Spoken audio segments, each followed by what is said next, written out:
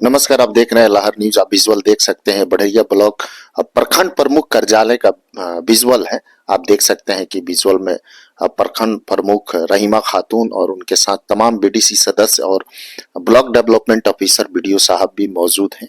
इन लोगों का आज एक मीटिंग था। मीटिंग में बढ़िया की तमाम मुद्दों पे चर्चा हुई। लहर न्यूज पे देखे एजाज अहमद की एक खास रिपोर्ट।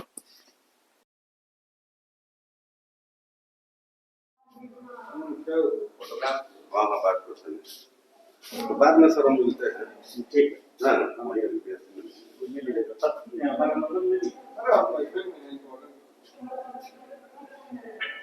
प्रखंड प्रमुख के साथ आप लोगों का मीटिंग हुआ, क्या कुछ मीटिंग में बातें हुई?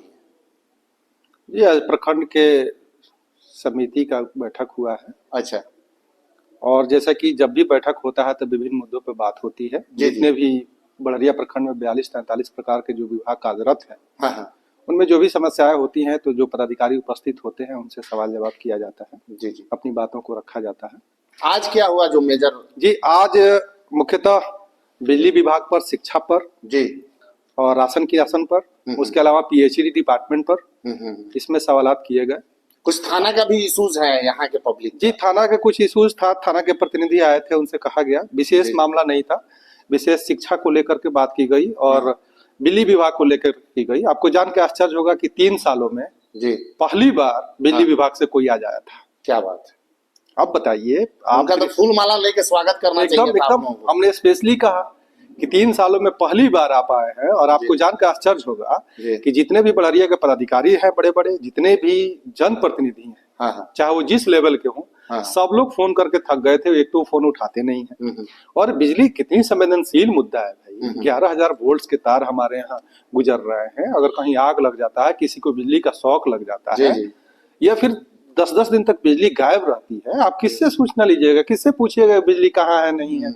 कोई जवाब देने के लिए तैयार नहीं है, कोई सुनने के लिए तैयार नहीं है, स्टाफ मिलता भी नहीं हुआ। एकदम बिजली बिल आसमान छू रहा है। गरीब लोग हैं, एक बल्ब जलाते हैं, बिजली बिल 50,000 का है, 80,000 का है। तो ये लूट तंत्र बना हुआ था।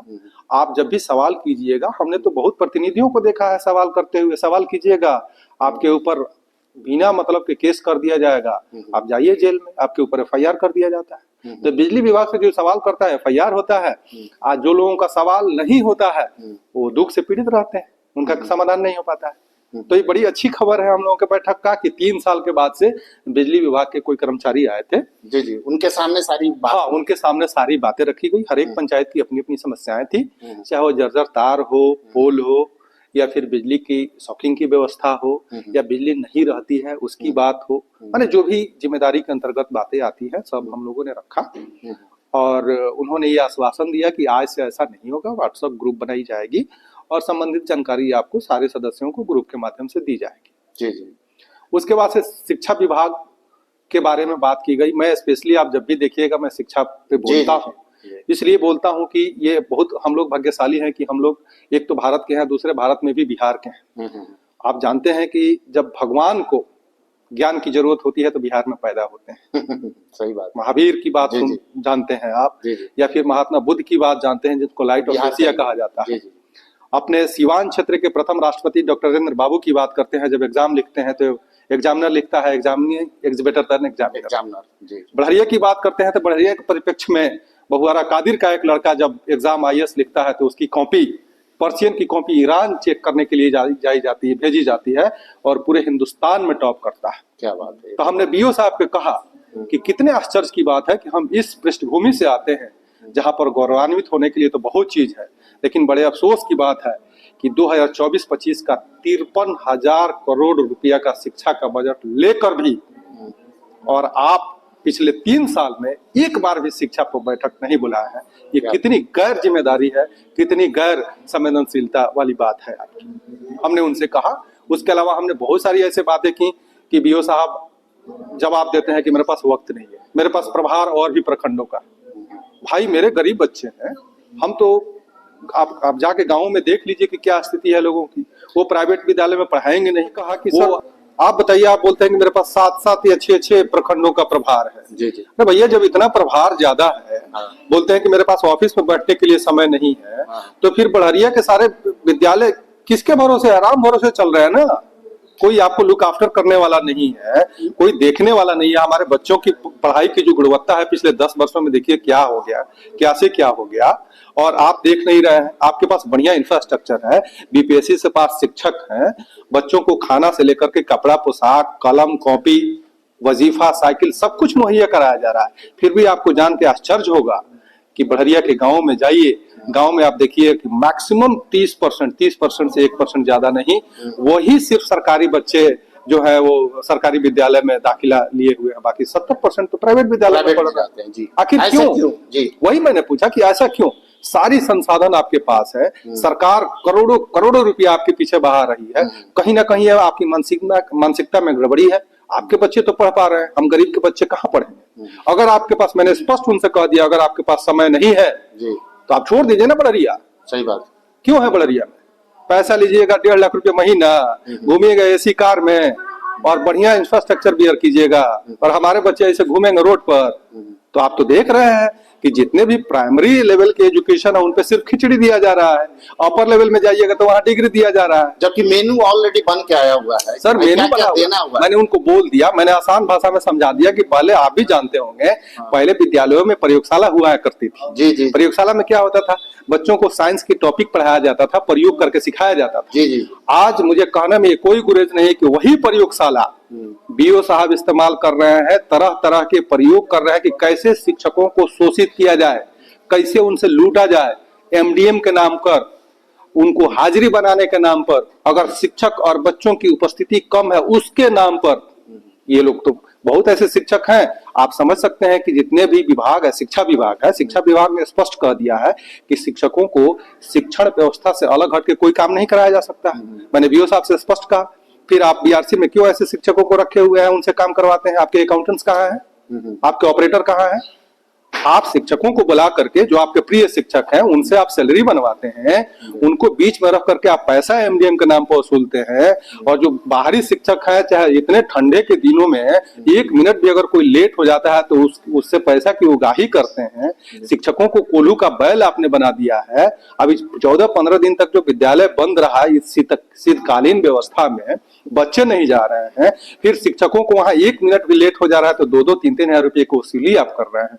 क्या बना दिया आपने शिक्षण व्यवस्था को? जी, खत्म कर दिया आपने एकदम। कोई जिम्मेदारी नहीं है। आपके बच्चे, हमारे टैक्स के पैसे से आपके बच्चे पलते हैं, और हमारे बच्चों के जिंदगी को आप बर्बाद कर रहे हैं यहाँ पर बैठ के। स्कूलों को लूट कांड का अड्डा बना के रख दिया है आपने। ये नहीं चलेगा। अगर आपके पास समय नहीं है तो ट्रांसफर करा के चले जाइए, कोई बढ़िया आदमी आएगा, शिक्षण व्यवस्था दुरुस्त करेगा, और तब हमारे यहाँ का शिक्षा व्यवस्था दुरुस्त होगा। सही बात। इसके अलावा पीएचडी की बात हो रही थी, पीएचडी कार्यालय तो आज तक हमने भी कभी नहीं देखा कि वो ओपन हुआ हो। बहुत अफसोस की बात है। आप भी इलाका के हैं, और मैंने तो सारे सदन में सारे लोगों से कह दिया कि पीएचडी जो डिपार्टमेंट है, बड़हरिया का जो ऑफिस है, वहां पर किसी भी मार्ग से नहीं जाया जा सकता है। पैदल मार्ग से नहीं जा सकते हैं, गाड़ी से भी नहीं, क्योंकि वहां कमर से ज्यादा पानी लगा हुआ है, कीचड़ लगा हुआ है। मैंने पीएचडी जो डिपार्टमेंट के इंजीनियर आए थे उनसे कहा कि आपको मैं जानकारी के लिए बता दूं कि बड़हरिया में 4 से 5 वार्ड हुआ करते थे जब बड़हरिया हमारा नहीं कटा हुआ था, नगर पंचायत। उस समय नल जल की जो परिकल्पना है वो गठित की गई थी। 4 से 5 वार्ड में, प्रत्येक वार्ड में 16 लाख रुपया की निकासी की गई है। यानी कि टोटल मिलाकर के 4 से 5 इंटू 16 लगभग 65 करोड़ रुपया बिहार के बड़हरिया के लोगों के जेब से गया है, और 65 करोड़ से 70 करोड़ रुपया खर्च किया गया। और आज भी एक भी वार्ड में स्वच्छ नल का जल किसी को नसीब नहीं है। वार्ड की तो दूर की बात है, ऑफिस में स्टाफ क्यों नहीं आते हैं, इस पे आप लोगों ने सवाल नहीं किया? नहीं, क्यों बंद क्यों रहता है वो? मैंने उनसे कहा क्यों बंद रहता है? मैंने उनसे कहा कि आपको जो विभाग ने यहाँ पर प्रतिनियुक्त किया है, आप बैठते कहाँ भाई? हमको तो बता दिया, आप बैठते कहाँ हैं?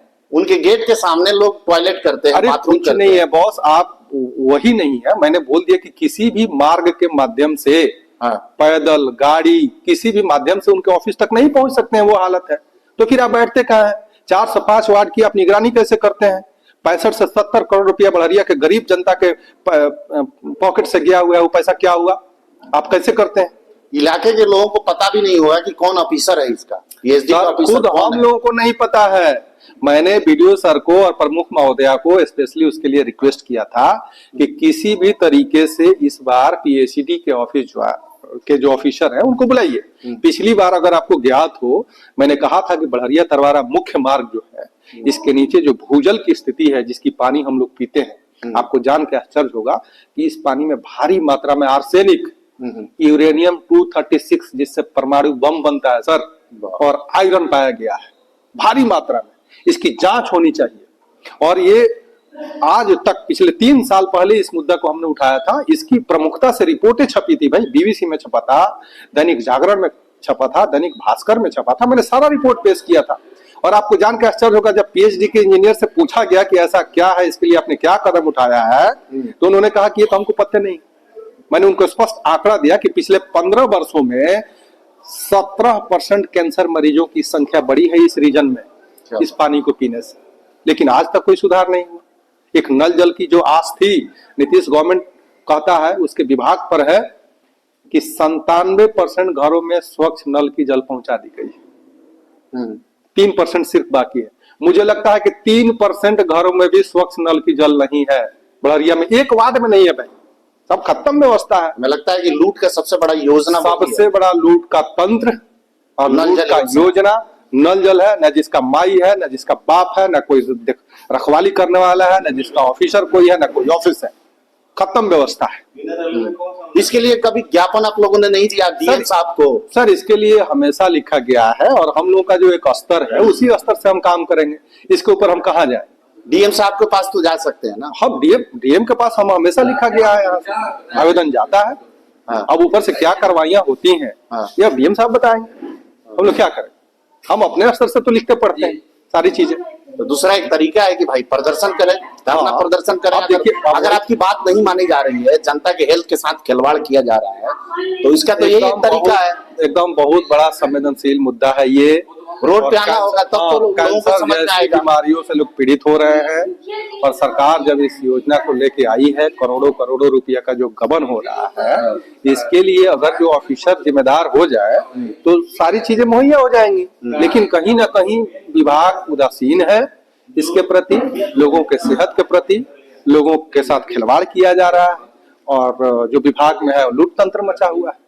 आप लोग जनप्रतिनिधि हैं, पब्लिक को अवेयरनेस लाना चाहिए पब्लिक के बीच में। सर, इसके अगर बात नहीं मानी जा रही है तो उसका यही तरीका है, रोड पे आप लोग निकलिए, प्रदर्शन कीजिए, तब तो आपकी बात मानी जाएगी ना। बिल्कुल बिल्कुल, आपका हक है, क्योंकि जनता ने आपको इसीलिए बनाया है कि भाई हमारी हक की बात करेंगे। बिल्कुल, मीडिया के माध्यम से कई बार इस चीज को प्रकाशित किया जा चुका है पिछले दिनों में। अगर आप समिति के बैठक का रिकॉर्ड देखेंगे तो मैं ही वो आदमी हूँ जो बार बार इस चीज को प्रमुखता से उठाता हूँ, इसलिए कि बहुत ही संवेदनशील और लोगों के जिंदगी से जुड़ा हुआ मामला है। ठीक है, अब देखिए आगे क्या कार्रवाइयां होती हैं, इसके अब क्या ही कहा जा सकता है। फाइनली मीटिंग में क्या डिसीजन हुआ? अब देखिए, मीटिंग में हम लोगों ने जैसे कि एमओ मैडम से बहुत सारी शिकायतें की कि आपके साथ भ्रष्टाचार हो रहा है, पैसे लेकर के राशन कार्ड बनाने का मामला प्रकाश में आया है। मैडम ने कहा कि ठीक है, मैं इसको देखती हूँ, इस पर कार्रवाई करती हूँ कि क्या क्या है, जांच परख करके। उसके बाद से शिक्षा विभाग तो क्या ही कहा जा सकता है।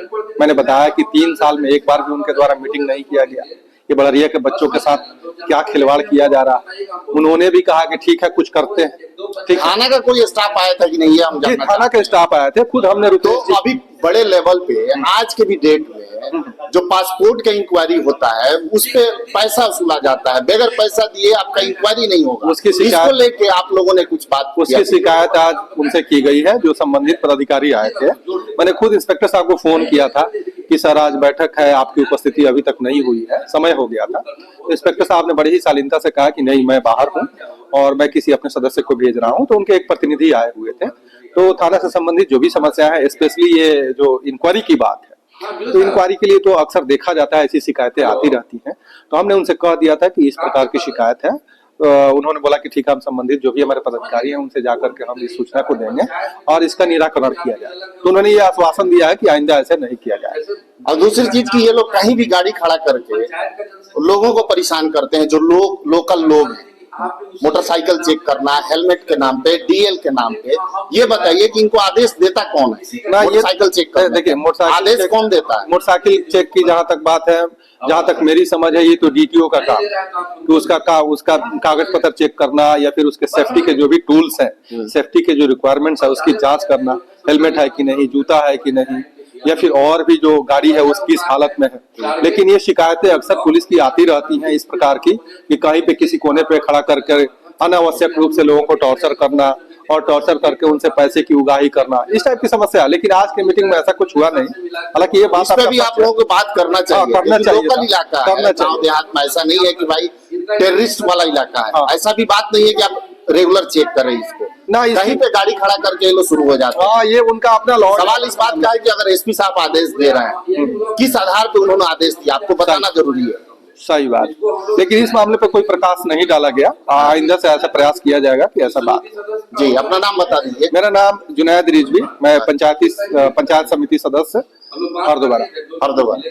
ठीक, जी सर, आप बड़रिया ब्लॉक के ब्लॉक डेवलपमेंट ऑफिसर है। आज प्रखंड प्रमुख के साथ आपका मीटिंग था, क्या कुछ मीटिंग में बातें हुई बड़रिया की समस्या को? पंचायत समिति की आज बैठक थी जी, उसमें सभी विभागों के पदाधिकारी एवं समिति सदस्य माननीय मुखिया जी उपस्थित थे। जी जी, विभिन्न विभागों की जो समस्या थी उस पर विचार विमर्श हुई और सभी पदाधिकारियों ने आश्वासन दिया है कि जो भी मैटर उठाया गया है जी उस पर त्वरित कार्रवाई करते हुए बिजली विभाग और अन्य विभाग से था कि कहीं कहीं जैसे पोल का रिक्वायरमेंट और ये सब है तो उसके संबंध में लिख लिया गया है और वो अपने वरीय पदाधिकारी के साथ संपर्क कर जो भी रिक्वायरमेंट होगा उसके बाद पीएचडी नल जल से संबंधित था कि जहाँ जहाँ कार्यरत नहीं है, अन्य आपूर्ति विभाग से था, कृषि विभाग से था, उसमें जो प्रयास और इसकी काफी कृषि से संबंधित मुद्दा था जी जी, इसको निपटारा करने की भी बात हुई है।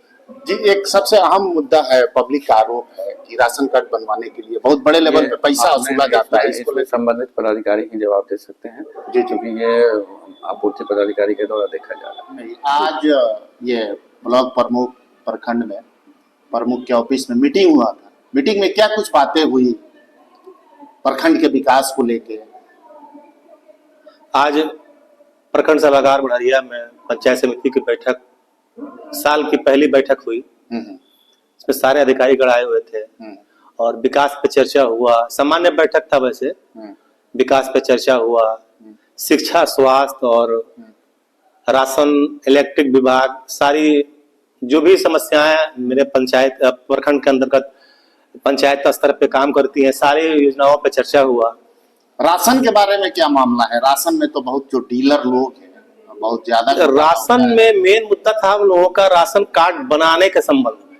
अच्छा, कि राशन कार्ड एमओ ऑफिस से जो निर्गत होता है उसमें 3,000 रुपया लेकर के राशन कार्ड बनाया जाता है। 3,000 जी, और ये दलाल के माध्यम से राशन कार्ड बनाया जा रहा है। पिछले बैठक में भी इस पे चर्चा हुई थी, जिसको एमओ महोदया ने टाल मटोल करके टाल दिया। अच्छा, और इस बैठक में उन्होंने कहा है कि जो भी जनप्रतिनिधि हैं या जब भी आपको ऐसी शिकायत मिलती है तो आप लोग इस समस्या को मेरे तक लेके आइए और दलाल का नाम बताइए। अब आप बताइए कि दलाल का नाम कौन बताएगा? हम लोगों ने कहा कि आप प्रखंड की एमओ है, आपको सर्वे करना चाहिए, या तो ये कर दिया जाए। ये हमने एक बात बोला कि आप पिछले 6 महीने में जितनी भी राशन कार्ड इश्यू की हुई है अपने प्रखंड से, उस सारे प्रखंड के जितने भी राशन कार्ड धारी लोग का इश्यू हुआ है उन लोगों का सर्वे कर लिया जाए एक बार, और उन लोगों से पूछ लिया जाए कि क्या आपका राशन कार्ड विदाउट पैसा लिए बन गया है। आपको बता रहा हूं कि एक भी नहीं बना होगा। अच्छा, राशन कार्ड बनने की बात है, पैसा लिया जाता है, ये भी बहुत बड़ी समस्या है। दूसरी ये चीज है, जिनके पास राशन कार्ड है वो जब डीलर के पास जाते हैं अपना राशन लेने के लिए, तो पर व्यक्ति सरकार की तरफ से जो 5 केजी दिया जाता है उसमें से भी कटौती की जाती है। ये बहुत सारे शिकायत है। 4 की जगह पे 3 केजी मिलता है, 5 केजी की जगह पे 2 केजी दिया जाता है। जी, तो उस पे बात हुई तो उन्होंने कहा कि नहीं 4 केजी नहीं 5 केजी दिया जाता है, लेकिन अमूमन जो लोगों का शिकायत है भाई, लोगों का शिकायत है देते हैं जी 4 केजी मिलता है, ये शिकायत लोगों का है। और एमओ साहब ने कहा कि अगर ऐसा आपके यहाँ कंप्लेन आता है तो आप लोग हमको इन्फॉर्म कीजिए, हम उस पर जांच करेंगे। उस डीलर पर कार्रवाई करेंगे। अच्छा अच्छा ये आश्वासन मिला है मुस्ताहिबा की तरफ से। अच्छा अच्छा। जी। और फाइनली क्या बात हुई जब मीटिंग जब खत्म फाइनली वही योजना के संबंधित बात हुई, जीपीडीपी जो अभी चल रहा है पंचायत का, उस पर बात हुआ। और आगे इलेक्ट्रिक विभाग पे बात हुआ। इलेक्ट्रिक विभाग के जो भी समस्याएं थे हम लोगों ने कहा, पहली बार पिछले विगत 3 सालों के बैठक में पहली बार इलेक्ट्रिक विभाग के जेई हमारे बैठक में आए हुए थे। तो उस पर भी बातें हुई, जो भी अपना समस्या था हम लोगों ने रखा और उन्होंने आश्वासन दिया कि इसका निवारण किया जाएगा। ठीक है, अपना नाम बता दीजिए। मैं फहीम आलम, पंचायत समिति सदस्य नवलपुर, प्रखंड बड़हरिया, सिवान।